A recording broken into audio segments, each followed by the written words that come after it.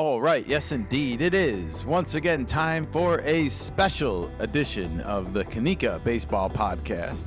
I am your host, Kenny, and I am joined once again this afternoon by my lovely co-host and my beautiful wife, decked out in Cubbies gear today, everybody, and a little Padres pants. A mishmash of things. It's Nika. Good afternoon, Nika. The mishmash. Thanks. Hello to our new returning listeners, to everybody out there, I guess. Hello to those of you who have started listening to us on YouTube, everybody, as Nika has been expanding our audience base. Yes, I'm trying. It's very convoluted with that YouTube stuff, but It seems like it. I think maybe you need to download that other video and try posting it again today, especially with this topic. This is a fun topic to talk about, y'all. We got a special episode I mentioned.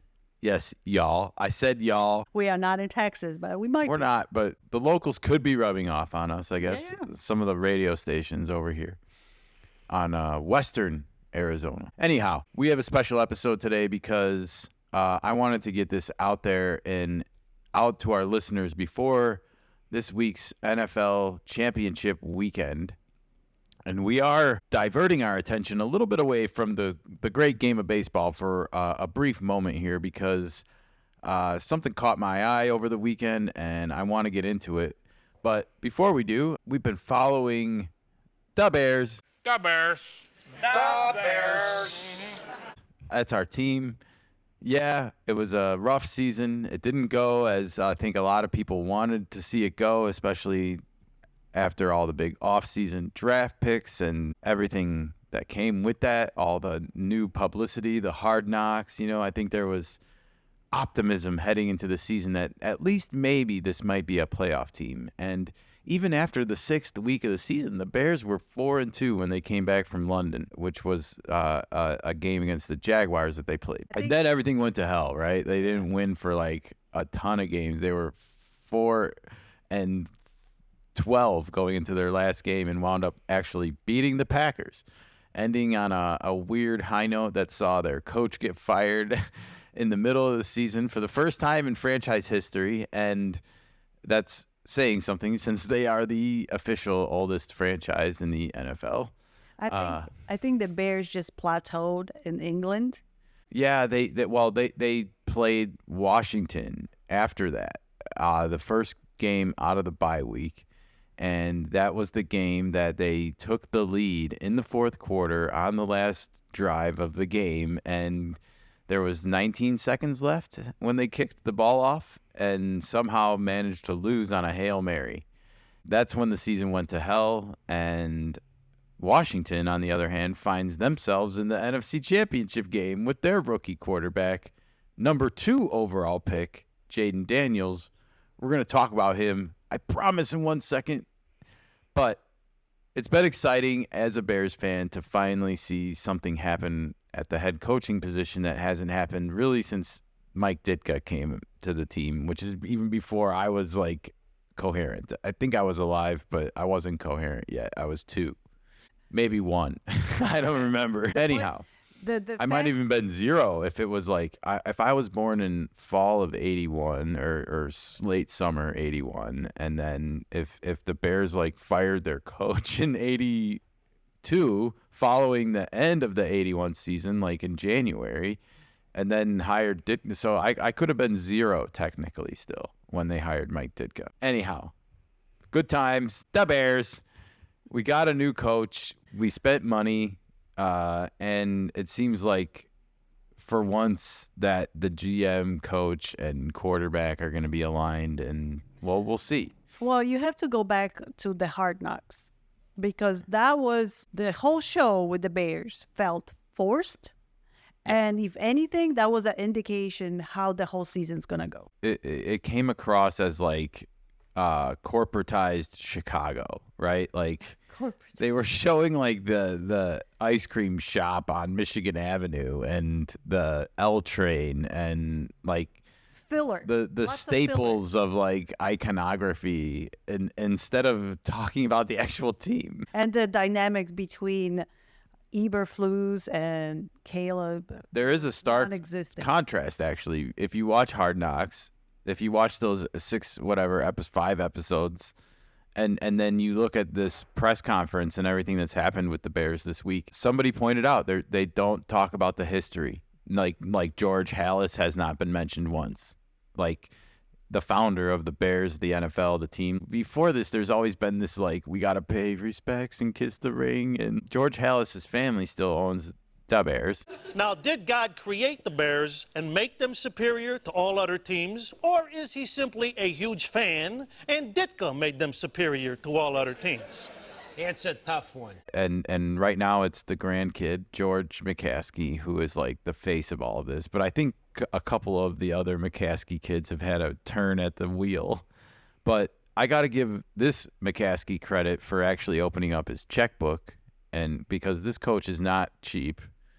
He was sought after, and the Bears were very savvy, apparently, and the Lions lost this weekend. They were probably supposed to win this game. I know they were the favorite to win. I was all into the Lions. I thought they're going to we win. were kind of excited for the Lions, honestly, because was a great it just game. doesn't feel like they're going to necessarily have a lot of stabs at the apple tree, that their window's already closing. They lost both their coordinators, their offensive coordinator is the new Bears coach.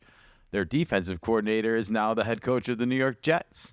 So it happens fast, and your window closes fast, and they were good last year too. So it's like, and you see the other teams in the division getting better, the Vikings, even the Packers, and now the Bears.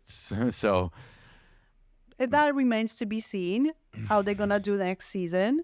However, the Lions were gutted, no doubt about it. Well, their coaching staff, not their players Not per the se. players. Their head coach is still there, and Yes. he will remain. Yes.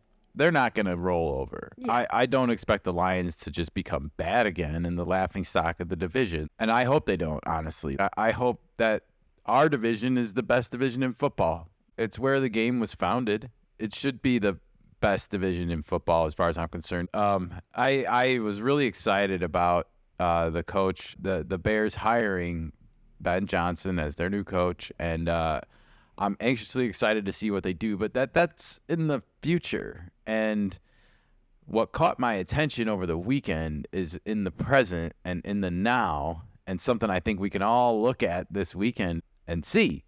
But back to that Lions game this past weekend, I was in awe, I think, a little bit of Jayden Daniels and his poise and how well he played in this quote-unquote grand stage game on the road in the playoffs in a hostile environment. You're playing against the number 1 seed, and he made it look like he wasn't even sweating out there, Nika. We were watching this, and he made it look like video game easy. The next day, as we were watching the Sunday playoff games, a thread came across my Twitter feed, and I couldn't help but get into it and get kind of, my mind started racing, and I knew right then and there that we were going to do an episode about this topic because it's just too interesting not to talk about. So without further ado, are you ready to get into it, Sure. my love? Yeah.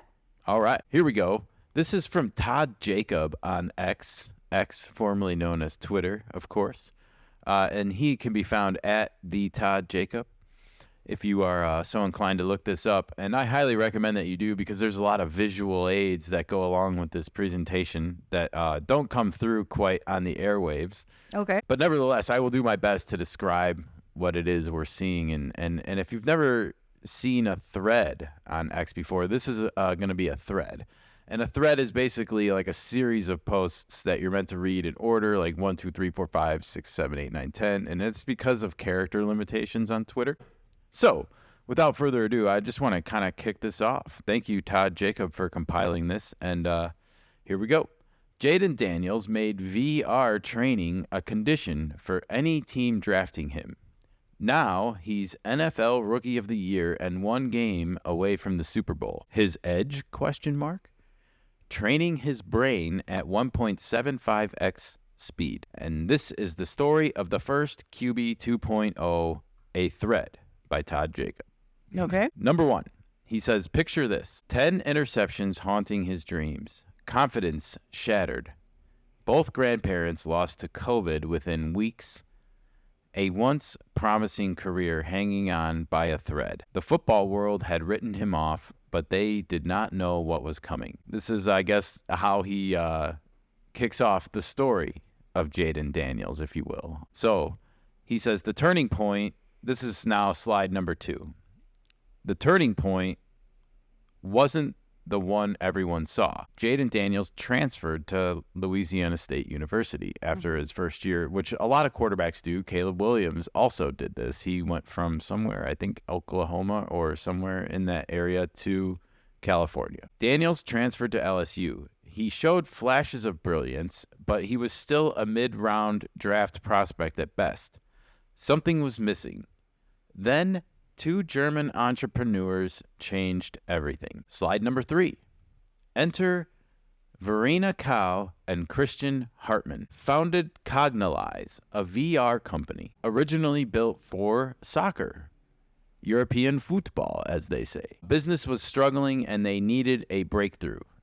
And it shows a picture of them smiling together, and above it, it says they had no idea they were about to revolutionize football. American spelling. All right, moving on to slide number 4. Meanwhile, at LSU, Jack Marucci and Mario Malcaluso were drowning in emails. Hundreds of companies promised, quote, the next big thing in sports tech. But when they saw Cognizize's early prototype, something clicked. The future of quarterback development was about to be rewritten. And it says Jack Marucci is the director of performance innovation, and Mario Malcaluso is his assistant in the pictures that I'm looking at. And this says the cutting edge with Jack Marucci. They are both staffers at LSU. There you go. They are staffers and the partners with the company. That's why she's the best in the business, folks. Nika, always there with the assist when I need it. She knew I needed it, and she delivered. That a girl. Thank you so much. All right.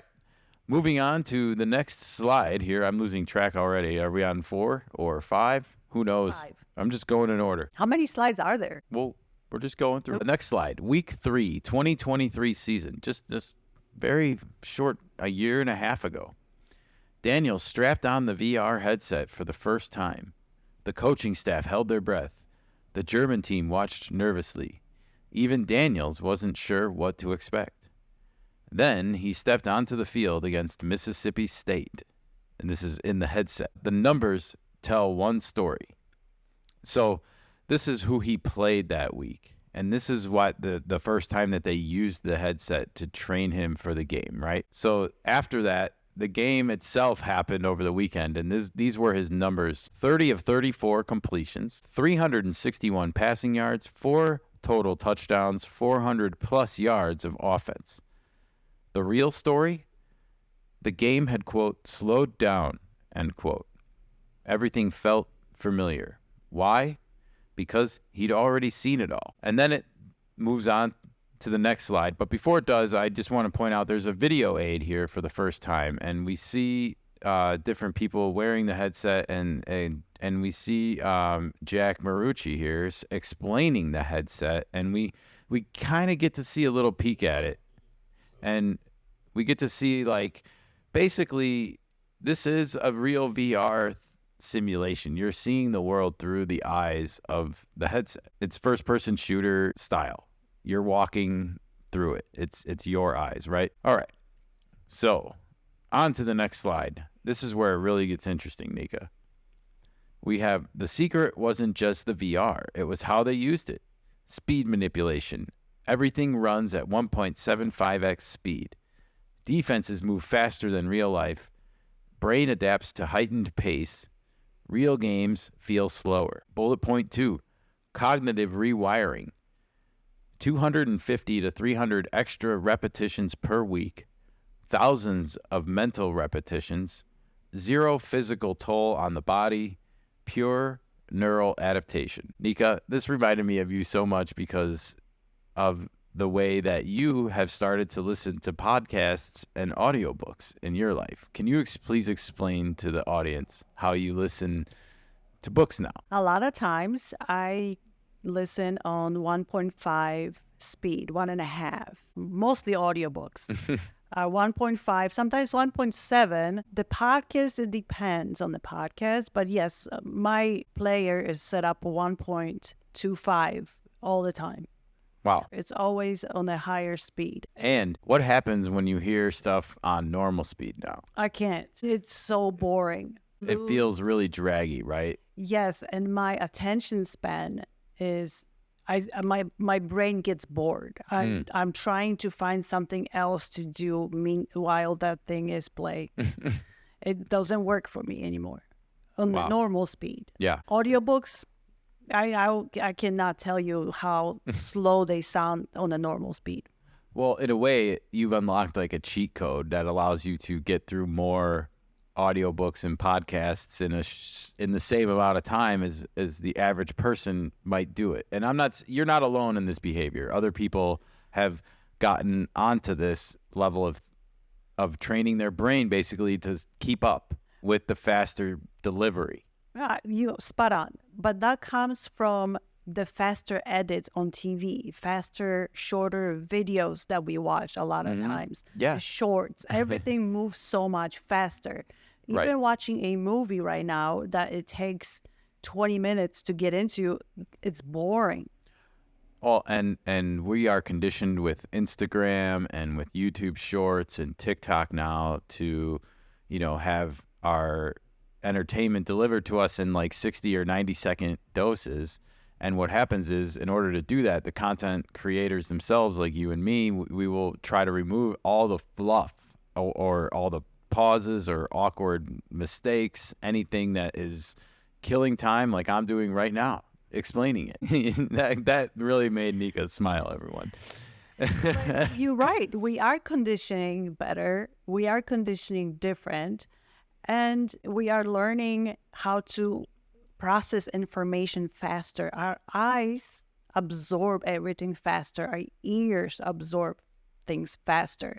We put in a movie that was made in the 80s or 70s and they drag on. Sometimes, yeah. Sometimes, not all. And then when a movie doesn't feel like it, like The French Connection, when we were watching the Gene Hackman chase scene down the street with the elevated train, we were like, this feels really modern, pacing wise. It didn't feel like sluggish. So there are outliers in history, and those are going to be the ones that I think we look back on and be like, this was really groundbreaking.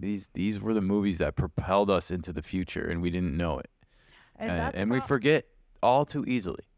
You're right. And also the movie makers right now, or the show makers, runners, they don't take this under consideration. We watched Ahsoka on Disney. I cannot watch that show. It's supposed to be action, adventure, fun. And it just feels like the slow. opposite sometimes. It's like, this is not the time for this. No, that could have worked 50 years ago. Potentially, yeah. Not in the modern cinema, not in the modern viewing. I would even argue, though, that the original Star Wars movies moved at a better clip than have a problem that with show. Right. So, well, back to the subject matter at hand, because you said something that we're training our ears to hear faster, and we're training our eyes to see faster, kind of. And I feel like when you said the eye part is what I want to focus on, because the speed manipulation that we mentioned in that thread in the Twitter slide that we were reading is really what I want to focus on here, because it feels like he's cheating. He's playing the game at like 1.75 times faster than what the people are capable of playing at. And then when he's now taking in everything in real time a lot quicker. His whole perception of 100% speed is way faster now than anyone else. Am I wrong? You're not wrong. I'm not saying he's cheating in real, by the way. I'm just saying like he's You're not figured wrong. out a way to condition his brain to He's processing information quicker because Yes. he's been trained to do that with this software.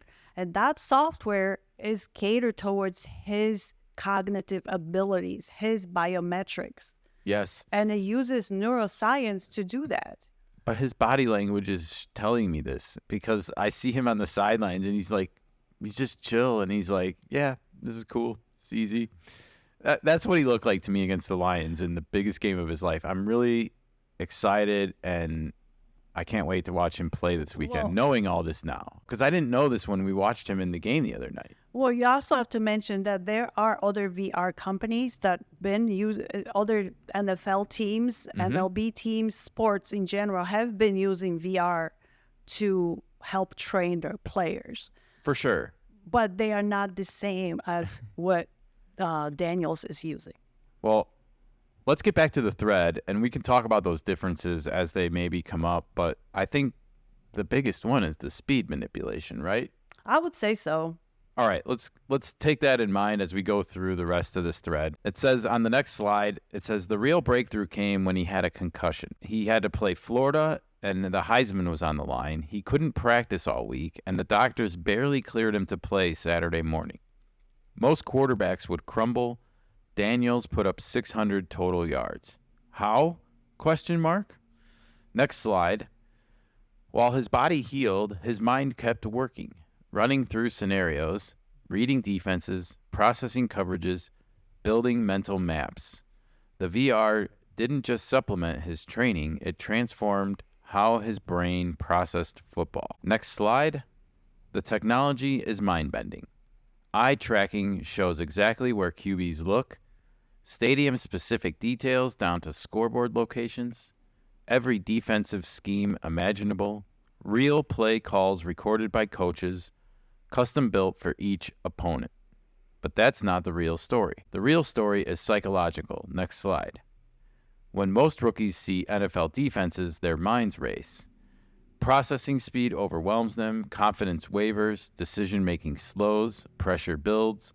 Daniels quote, "He's seen it all 1.75 times faster." The numbers tell all the transformation. The numbers tell the transformation, sorry. Pre-VR, he never topped 3,000 passing yards. His career high was 17 touchdowns, and he was projected out to be a mid-round draft prospect. After putting on the VR headset, he threw for nearly 4,000 yards, had 40 touchdowns, won the Heisman Trophy, and became the number 2 overall pick in the NFL draft. And you know what? If the Bears might have interviewed him, which they did not, because they had already made up their minds that they were going to take Caleb Williams, they might have found out about his VR training program. But the program you're talking about at LSU, he's been using it, and it was catered towards him. That specific software, they were the beta testers for it. They catered everything towards Daniels. It wasn't catered towards any other player.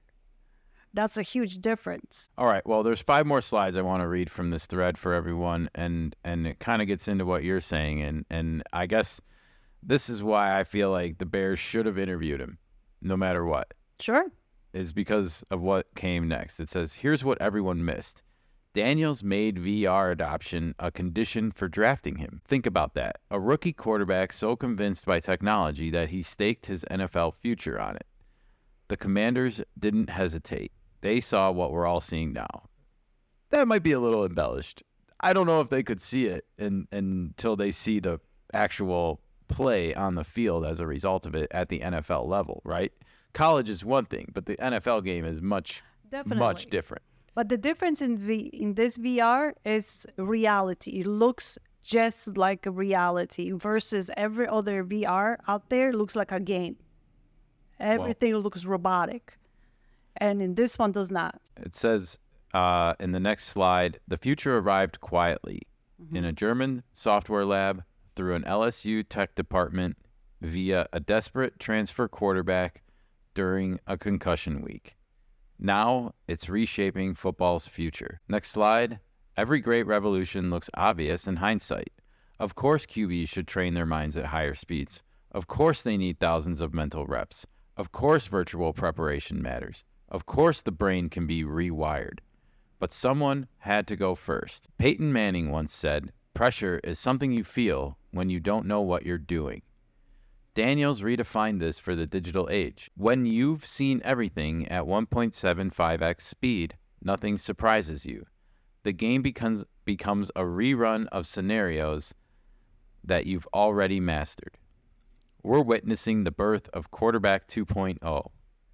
Mental reps without physical toll, accelerated cognitive development, perfect preparation simulation, psychological mastery. Daniels isn't just playing quarterback. He's showing us how every quarterback will train in the future. That's where I'm going to leave this thread, written by Todd Jacob, everyone, once again, at the Todd Jacob on X and at Twitter.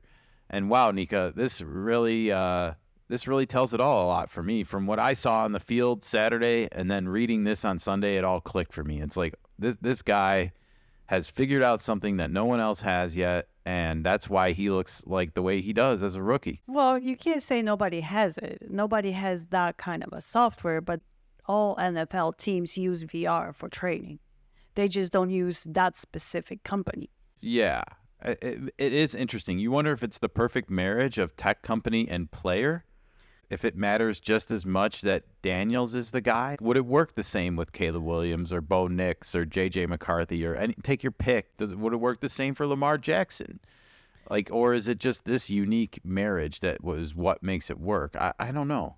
Well, the founders of the company, they were flying to U.S. few times before getting this partnership with LSU. They were going to high school coaches and college coaches.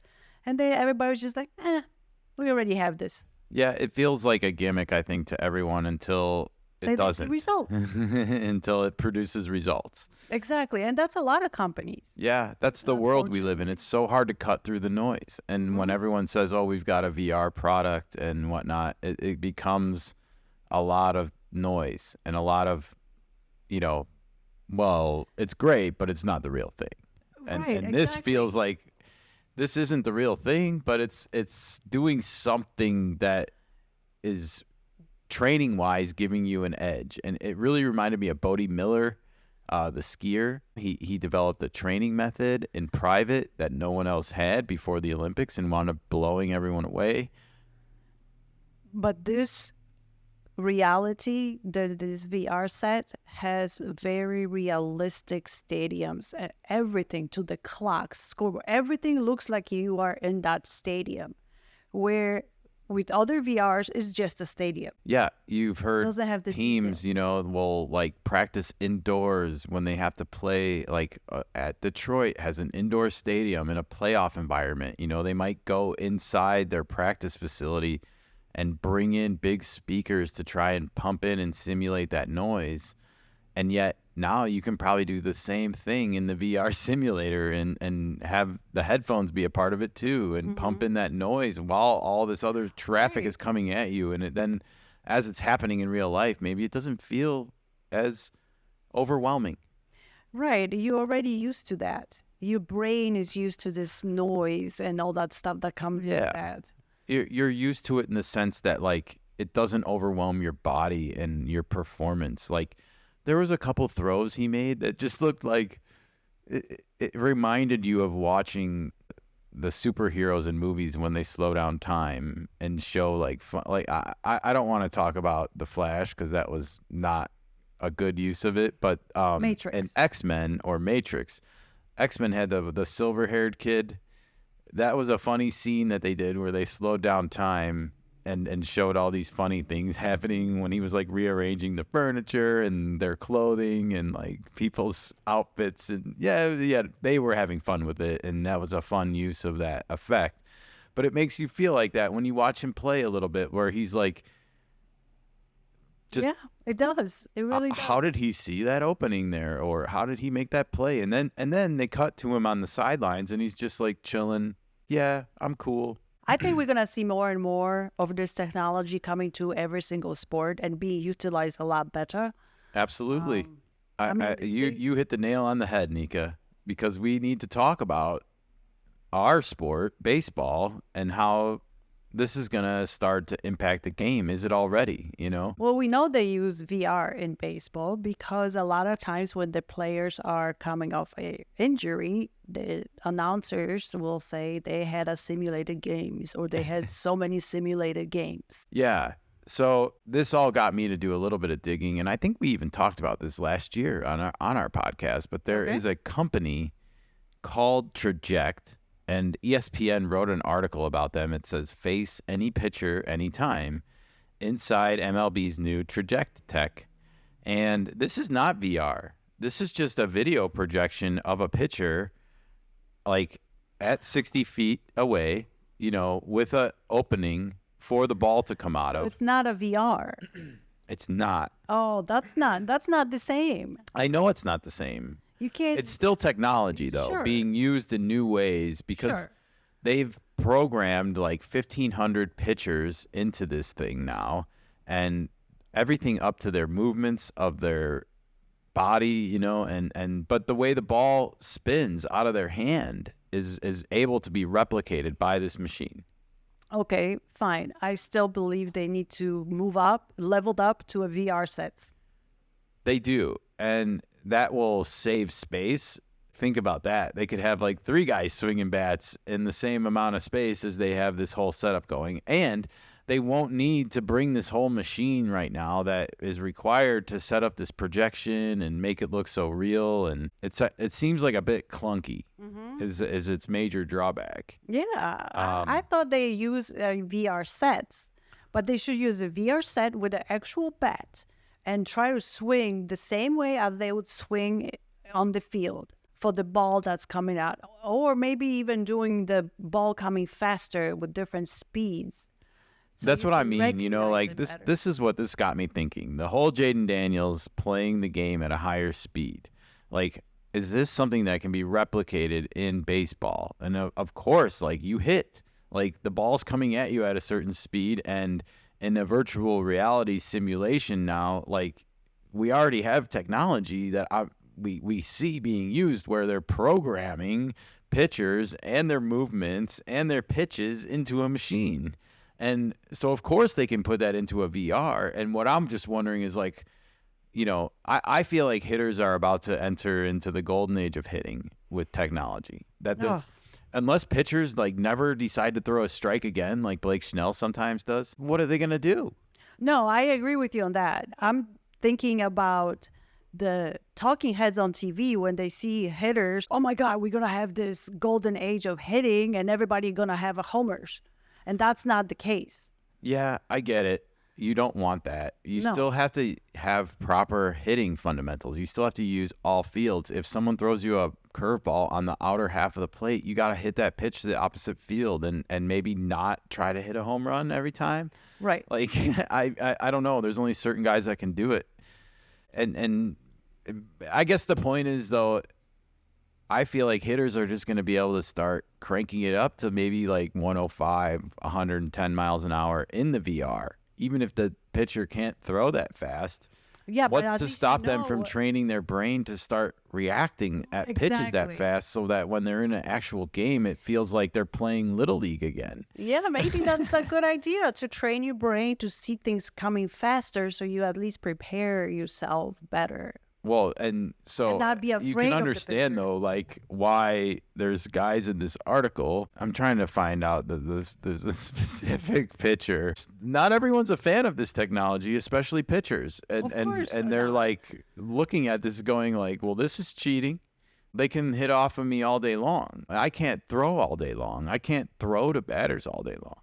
That's Hitting fair. is not the same physical toll that throwing a ball is. Right, but that's why you pitching every fifth day. You get rest, and if you have a good clubhouse, they will make sure your arm is healthy all the time.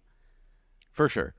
I think all good things need to come in moderation, and you need to make sure that you don't overdo it on virtual reality swings and underdo it on like swings that build up your calluses on your hands and make your hands strong. And that you need a real ball and a real bat to do that. And yeah, we also have to put ball in play, so the defense has to work. The defensive players have to have their Golden Gloves trophies. All that stuff has to be taken Yeah, under I don't want consideration. pitchers throwing 120 pitches a game to get through 7 innings anymore. Like, Right. you got to trust your defense like Greg Maddux used to and learn to let guys hit the ball a little bit. They're not all superhumans. They are prone to make mistakes too. It'll Don't be we all? interesting to see how everybody adapts to this over time, pitchers especially. Are they going to have to get more creative in how they choose their pitches? It's all still chess at the end of the day. You know- and one thing Greg Maddux did do, speaking of, is that he learned to vary every pitch's speed. You know, he never threw the same pitch twice to the same hitter in the same at bat, the same speed. Well, it will force the pitchers to create more pitches. It's not going to be, I only have 2 kinds of pitches and that's it. You're going to have to get Somebody's going to be throwing that gyro ball. whatever. get creative, come up with different ways to pitch. What Don't pitch be is that? afraid. The spiral gyro. I kid. I just feel like it's the Eliminator. I've heard all these fun names for pitches over the years, and Okay, it's like fine. there's That's only so fun. many ways you can spin a baseball. Okay, but you can adjust your trajectory. You can adjust the way you torque. That you can adjust the speed of the ball. Yes, you can. Those are the things that I think you're going to have to really hone in on if you're a pitcher. And that goes against a lot of what modern pitching is about. Modern pitching is about chasing heat, and it's going to have to Losing become more arms. about location and Oh, varying gosh. your speed and learning how to actually pitch again, maybe. Maybe that's a good way for baseball to go back to Yeah. its origins. Well, you and I always talk about the baseball universe and things needing to come back into balance. And we live in an era right now where it's like, you know, pitching is at a premium, but like the elite pitchers, Paul Skeens, Garrett Cole included, and everyone in that level is hard to hit, you know? Like Garrett Cole showed up in his playoff games, I think. I don't know if he got hit in that World Series game, but you know, we were kind of tuned out of baseball by then. But you know, they're tough to hit for a reason. Yeah. And yet they probably don't like the fact that somebody can go into a simulator and hit off of them all day long and start to maybe learn Well, how to face them. pitchers can use the simulators as well. Right, but I mean, like I said, the hitting, you can go do it every day and exhaust yourself, especially in the off season, without doing long-term damage to your body, whereas like you can't go pitch every day. Otherwise, you're going to really screw up your arm. They don't throw every day. They have very don't. specific programs, and off season they probably need some recovery time too to get geared up for a long season. True, but you also have to maintain your arm. You can't just sit and be stationary. I get for it. They 4 do. months. They do. They probably do like long, light toss. They probably try to You got to make your shoulders stronger. You keep got to the make all shoulders those strong for little sure, but also ligaments give it stronger. some recovery. Yeah, absolutely. As with any sports. So No doubt. Well, it'll be interesting to follow, but I really loved this thread on Twitter that I found, and I really loved thinking about how it might change the future of baseball. Like at the same time while I was reading it, it was just because it was like, man, could you imagine just as somebody that did both, you know, pitching and hitting in high school baseball, you know, like, could you imagine just being able to take unlimited batting practice off of yourself? Ohtani could finally face himself. That would be like the simulator dream matchup. Babe Ruth on Babe Ruth action. Oh gosh, don't give them any ideas. Oh, I will give them all the ideas and more as long as they pay me for those ideas. You heard it here first on the Kanika Baseball Podcast. Copyright it 2025. You can print it. All right. Damn right. We did it live, Nika. We had literally very little notes for this podcast. I'm impressed. I thought it was really, really fun to talk about this with you and share the tales of Jayden Daniels and the German VR company. Cognitive? Is that what they're called? No, they are called Cognalize. Cognalize. Thank you. Sorry, Cognalize. They've been founded in 2019, and they became partners with the LSU to test their product. Well, it was awesome. And Todd Jacob at the end of this says, shout out to the guys over at Sideline Talks for video and inspiration for this thread. So since he's crediting them for his thread, I feel like after we read his thread on the air, we should credit the YouTube channel as well. So if you want to go see where the original inspiration for this thread that we read on our podcast originated from, please go check out Sideline Talks on YouTube, everybody. All right. Who's going to win the Sunday football game? Well, I'm glad you asked me that, Nika. I think I'm going to have to say Washington is going to beat the Eagles after knowing that Jayden Daniels has been practicing against them at 2x speed all week, basically. Yeah, me too. I'm going with the underdog, which are the Commanders. Okay. And then we have Buffalo and Kansas City. Is Buffalo, the Tatanka, finally going to conquer the Chieftain? I sure hope so. Oh, I saw a blurb today, by the way, that Mahomes admitted that he flopped on that play and kind of regrets it in retrospect. And it's like, bullshit, buddy. I just the other team the game. Yeah. What, are you going to go back in time and replay the game from that point? No, you're not. So he should just stay quiet at this point. But yeah, those two calls against him or against the Texans, was it? Texans, yeah. That was some bunk. If you ever seen some bunk. Yeah. I get that they want to protect these guys, but you got to let them play football, too, at a playoff level. And you got to let them hit with their shoulders. That's what they're doing. Yeah. And they're not. Anyways, yeah, hopefully we have some clean officiating this weekend. And in the meantime, I hope everyone enjoyed this episode, this special VR episode of the Kanika Baseball Podcast, and let us know your thoughts on the future, everybody, when we post this on social media and stuff, because I think we're going to be entering the era of hitting. It's going to be a hitter's era, baby, because of tech. I'm putting you down for this. Write it in red ink, baby, the most elusive of signatures and Topps cards. Can give me that red ink signature. I put my stamp on it. All right, everybody. Enjoy the football this weekend and enjoy the future of sports. We'll be back in the future, I promise, with another episode, and we'll be talking regular baseball stuff again. Right, so stay tuned. More signings, more off-season preparation, and spring training just around the corner, everybody. Stay tuned. Adios.